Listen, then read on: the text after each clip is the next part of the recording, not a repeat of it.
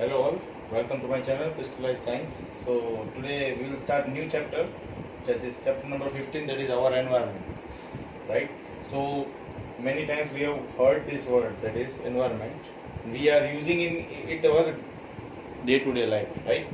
We are frequently using this term. We know that how environment affect human being actually, right? So what actually comes in environment? What are the essential things that are included in environment? We will see in this chapter, right? What are the type of the waste that are generally generated in our environment, and how does this waste reduce in our environment, or which are the waste which are not reduced in our environment? These all are the things which we will discuss today, and thereafter we will discuss about food chain. Food chain आपने कई बार lower standard में भी पढ़ा है, ठीक है, कि क्या एक चीज़ है वो दूसरे के ऊपर डिपेंड होती है, क्या हर्बीवोरस है, क्या कार्निवोरस है, वही सब चीज़ रिपीट होने वाली है. What is the meaning of food web, ठीक है, what is meaning of ozone layer, how ozone layer is formed और how ozone layer is depleted day by which chemical actually ozone layer is depleted, what are the advantages of ozone layer, right? So these are the things, and lastly we will study that how can we preserve environment, or what are the habits we must adopt to save the environment. So these all are the points that we will discuss, right? So turn by turn we will discuss all of these points. So let's begin. So सबसे पहले हमने environment के बारे में class 9th में कई सारी bio geochemical cycles पढ़ी थी. Bio geochemical cycles,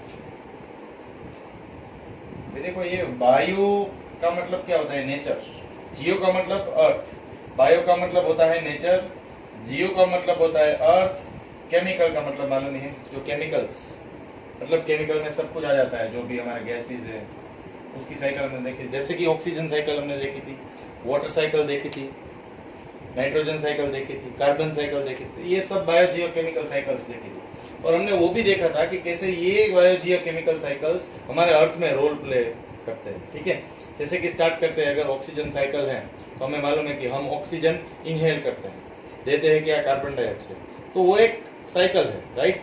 nitrogen cycle थी तो क्या होता था? नाइट्रोजन पहले फिक्स होता था सॉइल में, right. Then such nitrogen was used by some of the microorganism to grow the plants, like leguminous plant were using the nitrogen, right, from the atmosphere, and then they use the same nutrition for growing the plants, then they give back the same nutrition after the dead body decomposes through decomposers, right. तो ये सब हमने देखा था 9th standard में, right. कैसे एक दूसरे से कोई केमिकल्स है वो कनेक्टेड होते हैं, और हमारे ह्यूमन बींग्स को भी कैसे वो साइकिल से वो इफेक्ट करती है, वाटर साइकिल जिससे हमारे रेन आता है अर्थ में, राइट. तो ये सब चीज़ें हमने बायो जियोकेमिकल साइकिल में पढ़ा है.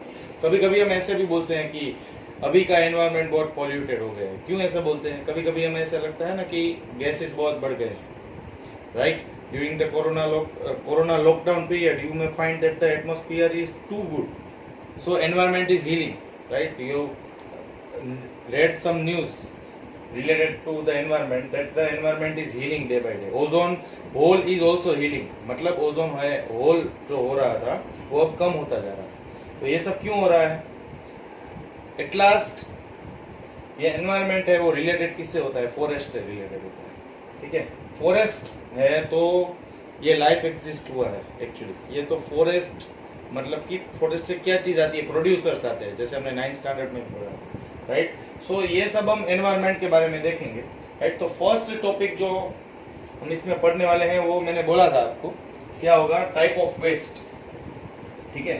First topic that we will study in this chapter. देखो मैं इधर लिख रहा हूँ क्या क्या पढ़ने वाले हैं, ठीक है. फर्स्ट हम पढ़ेंगे टाइप ऑफ वेस्ट के बारे में, ठीक है. सेकेंड थिंग हम पढ़ने वाले हैं फूड चेन के बारे में.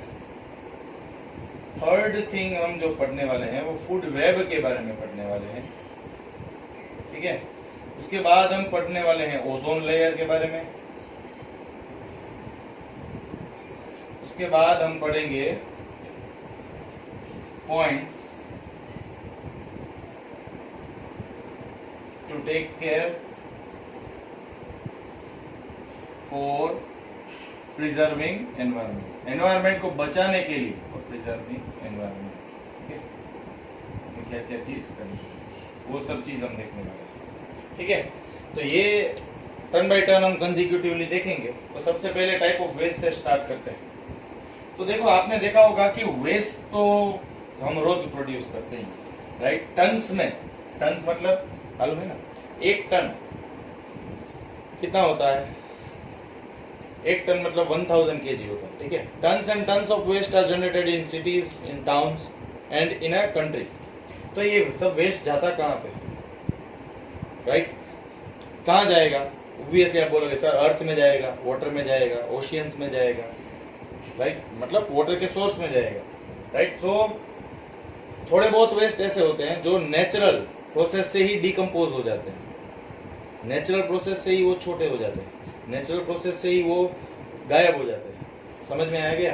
तो ऐसे वाले वेस्ट जो नेचुरल प्रोसेस से गायब होते हैं उसको हम बोलते हैं बायोडिग्रेडेबल वेस्ट। बायो का मतलब क्या, मैंने इसमें लिखा था, बायो का मतलब होता है अर्थ, डिग्रेडेबल का मतलब क्या, कोई भी बड़ी सी चीज को छोटी बनाना, उसको डिग्रेडेबल।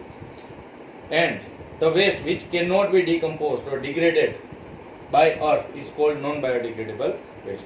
तो चलो भाई, सबसे पहला टॉपिक वेस्ट, कचरा, जो दो टाइप का होता है, दो टाइप का होता है, कौन कौन सा है? फर्स्ट यहाँ पे लिखता हूँ, सेकंड यहाँ पे लिखता हूँ, बायोडिग्रेडेबल वेस्ट, बायोडिग्रेडेबल, और सेकंड पॉइंट यहाँ पे आएगा नॉन बायोडिग्रेडेबल। ठीक है भाई सर, ये तो समझ में आ गया। बायोडिग्रेडेबल का मतलब क्या? बायोडिग्रेडेबल का मतलब क्या? It can be decomposed or degraded by earth, ये याद रखना, through natural process, through natural process, ठीक है, नेचुरल प्रोसेस, हमें कुछ करने नहीं जाना है, ठीक है। It can not be degraded by earth. चलो अब बताओ क्या क्या आएगा इसमें, क्या आएगा बताओ, इसमें क्या आएगा? इसमें आएगा yes, vegetable waste, vegetable waste, animal compost, animal manure जो होता है ना, एनिमल कंपोस्ट या एनिमल एक्सक्रीटा, चलो ये सब चीजें है ना, वो अपने आप से डिग्रेड हो जाती है अर्थ में, ठीक है। तो यहाँ पे क्या आएगा? प्लास्टिक वेस्ट, प्लास्टिक है, ग्लास का वेस्ट है, स्टोन्स है, स्टोन का जो वेस्ट होता है वो, ठीक है, मतलब कोई भी वेस्ट आप लिख सकते हो जो अर्थ खुद है वो डिकम्पोज नहीं कर सकता है, हमें इसमें कुछ आर्टिफिशियली ह्यूमन को प्रोसेस करके इसको डिग्रेड करना पड़ता है। और प्रॉब्लमेटिक वेस्ट इसमें से कौन से है बताओ? चलो इसमें से प्रॉब्लम कौन करने वाला है, ये वाला वेस्ट की ये वाला वेस्ट? Non biodegradable, obviously. क्यों? ये पॉल्यूशन भी फैलाता है, ठीक है, ये डिग्रेड नहीं होते हैं तो इसमें खर्चा लगता है ना, इसको छोटा करने में, इसको रिसाइकल करने में, इसको जमा करने में, मतलब एक्यूमुलेट करने में। समझ में आ गया? सबसे पहले तो जब वेस्ट हमारे अर्थ पे आता है ना, तो उसको एक्यूमुलेट करके सेपरेट करने की चीज है ना, वही बहुत ही डिफिकल्ट होती है। Generally in towns and cities there are two type of dustbin which is found and you have seen, right, it is written as dry waste and wet waste, मतलब एक सूखा कचरा जमा करो और दूसरे में आप जो गीला कचरा है उसको जमा करो, ठीक है। तो वेस्ट को पहले सेग्रीगेशन करना है ना, वही बहुत बड़ा प्रॉब्लम है, ठीक है। सेकंड, वेस्ट का डिस्पोजल, डिस्पोजल मतलब कि ऐसी जगह पे फेंको कि जहां पे ह्यूमंस ना हो या फिर दूसरे को इफेक्ट ना करे, वैसी जगह पे डिस्पोज करो, ठीक है, थ्रो करो। तो ये दोनों चीजें ना वो प्रॉब्लमेटिक है, ये नॉन बायोडिग्रेडेबल में सबसे ज्यादा है, बायोडिग्रेडेबल में भी है। अगर बायोडिग्रेडेबल वेस्ट आपको आप ऐसे ही छोड़ दो, आपने देखा होगा कि वेजिटेबल मार्केट में ऐसे ही सब वेजिटेबल्स है वो नीचे फ्लोर में होते हैं, तो उससे भी डिजीज स्प्रेड होती है। पर नॉन बायोडिग्रेडेबल जो वेस्ट है इसको आप कंट्रोल कर सकते हो, ठीक है। वेजिटेबल वेस्ट जो डिग्रेड हो जाता है उसको आप कंट्रोल कर सकते हो कुछ एक्सटेंट तक। नॉन बायोडिग्रेडेबल तो मिलियंस ऑफ ईयर तक डिकम्पोज ही नहीं होने वाले। That's why non biodegradable is hazardous to the environment. ये खास चीज आपको ध्यान रखनी है। ये दो वेस्ट होते हैं, बायोडिग्रेडेबल और नॉन बायोडिग्रेडेबल, और दोनों के एडवांटेज और डिसएडवांटेज अपने आप में होते हैं, ठीक है। ये समझ में आ गया आपको? ओके, तो वेस्ट वाला टॉपिक यहाँ पे और होता है। चलो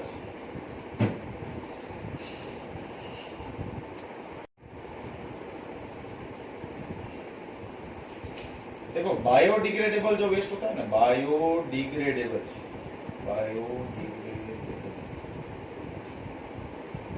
मैंने क्या बोला था? बायोडिग्रेडेबल वेस्ट ऐसे वेस्ट है जो एनवायरनमेंट में परसिस्ट कम करते हैं या चले जाते हैं थोड़े टाइम में, मतलब वो कम हो जाते हैं, राइट? तो उसको हेल्प कौन करते हैं? Means who is responsible for the biodegradable waste automatic disposal. समझ रहे हो? ऑटोमेटिक डिस्पोजल मतलब वो खुद से ही रिड्यूस कैसे हो सकते हैं, ये भी एक क्वेश्चन होता है, राइट? ओके, चलो उसका आंसर देखते हैं। एंजाइम्स आर रिस्पॉन्सिबल, ये याद रखना है, enzymes are responsible for degrading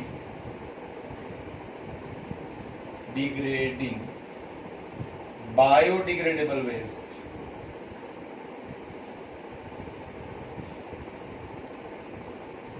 into simpler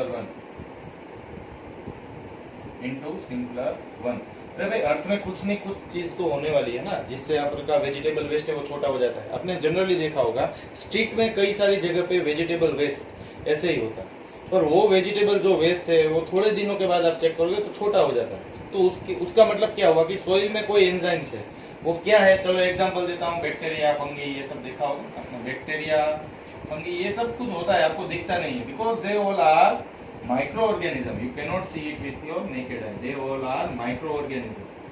आप उसको देख नहीं सकते, ठीक है? You can not see this with your naked eye because it scale is micro. Micro का मतलब होता है 10⁻⁶। 1 micrometer is equal to 10⁻⁶ metre होता है। अभी आप सोचो, आप अपने नेकेड आई से देख ही नहीं पाओगे ये चीज, ठीक है? चलो, तो ये समझ में आ गया। तो कौन रिस्पॉन्सिबल है वेस्ट को डिस्पोज करने में या ऑटोमेटिक रिड्यूस करने में? कौन मदद करता है? हमने क्या देखा, कौन मदद करता है? एंजाइम्स, ठीक है? Enzymes are responsible for degrading biodegradable waste into simpler ones, ठीक है? तो पहले आप देखोगे कि पूरा मेरा जो एक वेजिटेबल का वेस्ट है वो ऐसा होता है। थोड़े दिनों के बाद, after 4 to 5 days you will see that size is reduced at last, और इसके बाद तो ये पीस में हो जाता है, और उसके बाद ये सोइल के अंदर चला जाता है। और मालूम है ये वेस्ट है ना, यही तो सोइल की फर्टिलिटी को बढ़ाता है। यही वेस्ट है, these are the waste which increases the soil fertility। बहुत ही इंपॉर्टेंट पॉइंट है। सोइल की फर्टिलिटी को भी ये एनहेंस करता है, सोइल की फर्टिलिटी को बढ़ाता है। जैसे जैसे वो रिड्यूस होता जाता है, जैसे जैसे ये सोइल में समाता है, ये सोइल फर्टिलिटी को बढ़ाएगा। समझ में आ गया? That's why biodegradable waste has too many advantage than non biodegradable waste, ठीक है? ये समझ में आ गया। अब इकोसिस्टम क्या होती है उसके बारे में समझेंगे, उसके बाद हम फूड चेन को कवर करेंगे, ठीक है? इकोसिस्टम क्या होती है? एक ऐसी सिस्टम जिसमें बायोटिक कंपोनेंट्स भी आ जाते हैं, एबायोटिक कंपोनेंट्स भी आ जाते हैं, और ये दोनों कंपोनेंट्स एक दूसरे के साथ लिंक होके जो एक सिस्टम क्रिएट करते हैं जिससे हमारा एनवायरनमेंट परसिस्ट करता है, वो वाले सिस्टम का नाम होता है इकोसिस्टम, ठीक है? चलो भाई, क्या है वो देखते हैं धीरे धीरे।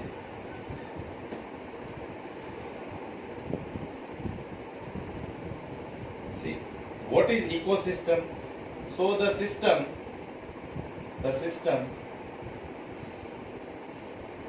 which consists biotic component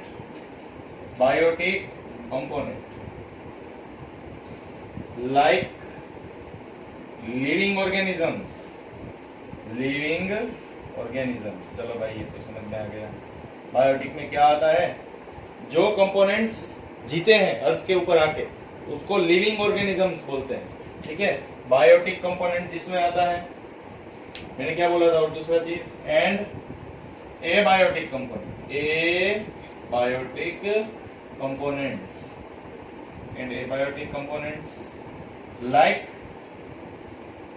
temperature, humidity,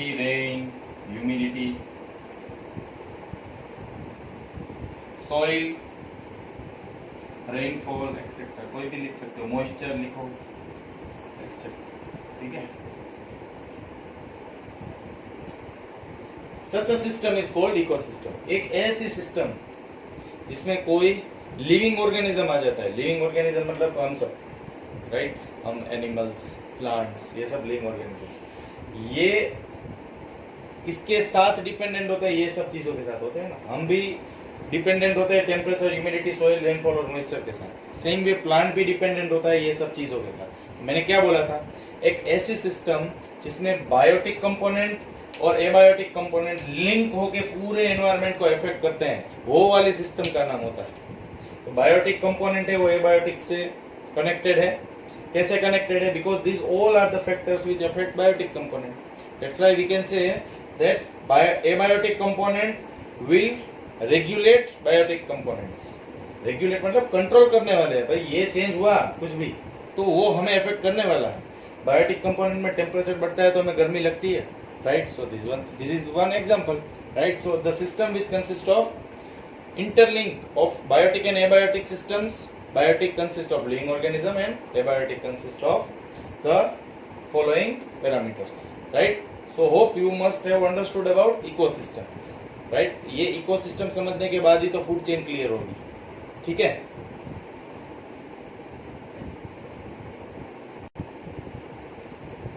अभी देखो इकोसिस्टम के भी टाइप होते हैं। टाइप्स ऑफ इकोसिस्टम बहुत ही सिंपल टाइप्स है, बहुत ही सिंपल टाइप्स है। पहले से बोल रहा हूँ, सोच सकते हो, माइंड में है कुछ? चलो बता देता हूँ। नेचुरल और दूसरी होती है आर्टिफिशियल, जो हमने बनाई है। नेचुरल जो भगवान ने बना के दी है हमें तैयार, राइट? नेचुरल में क्या आएगा? गार्डन में जो इकोसिस्टम होती है वो फॉरेस्ट में होती है, वो समझ में आ रहा है? जो सी में होती है एक इकोसिस्टम, सी में जो होती है मतलब जो भगवान ने बनाई है। भाई ओशियन में जो है एक्वेटिक की, ये सब नेचुरल में आएगी। आर्टिफिशियल में क्या आएगा? जो हमने बनाया है, जैसे कि क्रोकोफिल्ड, एक्वेरियम। एक्वेरियम क्यों मैंने एक्वेरियम बोला? एक्वेरियम तो हम बनाते हैं ना, right? So natural means which is created by God or which occurs naturally by in the environment, and there is no human interference in this ecosystem or there is no human creation in this ecosystem, उसको natural बोलते हैं। और ये क्या है? Man made. समझ में आ गया? तो ये दोनों टाइप की इकोसिस्टम होती है। गार्डन में आप जब जाते हो तो गार्डन में क्या क्या चीज होती है बताओ? गार्डन में क्या क्या चीज होती है? सोइल होता है, ठीक है, प्लांट्स होते हैं, ठीक है, उसके अंदर इंसेक्ट्स होते हैं, फ्रॉग्स होते हैं, होता है ना ये सब चीज। तो ये सब चीजें एक दूसरे से कनेक्टेड होता है, ठीक है? सोइल, प्लांट्स, इंसेक्ट, फ्रॉग, ये सब नेचुरली है।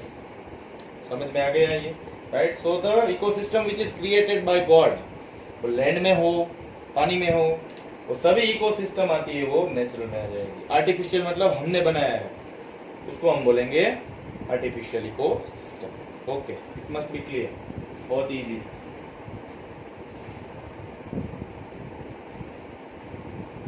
Okay, so we have seen in our previous class that organisms can be divided into three parts. First होता है producers, second होता है consumers, third होता है decomposers। ये इससे लिंक होता है, ये इससे लिंक होता है, ठीक है? प्रोड्यूसर्स में क्या आता है? प्रोड्यूसर्स मीन्स जो बनाते हैं, जो अपना खाना खुद बनाते हैं और दूसरे को देते हैं। प्रोड्यूसर्स मतलब कुछ बनाना, प्रोड्यूस करना, राइट? तो इसमें क्या आएंगे आपको मालूम ही है, बहुत बार पढ़ चुके हो, प्लांट्स, ठीक है? इसके बाद कंज्यूमर्स आता है। कंज्यूमर्स अपने तीन तरह के देखे, और इसमें आप और एक देखोगे, शायद 9th स्टैंडर्ड में आपने वर्ड सुना होगा, ठीक है? हर्बीवोरस आएगा, हर्बीवोरस, फिर आएगा कार्निवोरस, फिर आएगा ओमनीवोरस, फिर आएगा पैरासाइट्स,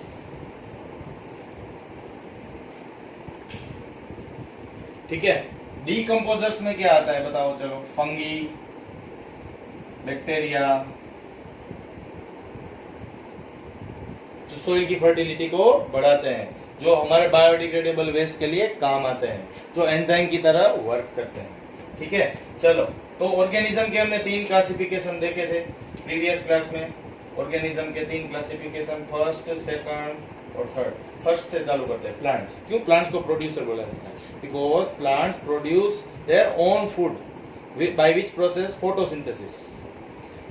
लाइट और बाकी सब पैरामीटर्स को कंबाइन करके वो हमें क्या क्या चीजें देता है? ग्लूकोज देता है, ऑक्सीजन देता है, ठीक है, और ग्लूकोज जो है एक्स्ट्रा उसको स्टार्च की तरह स्टोर करके रखता है। तो ये सब कुछ प्लांट्स करता है।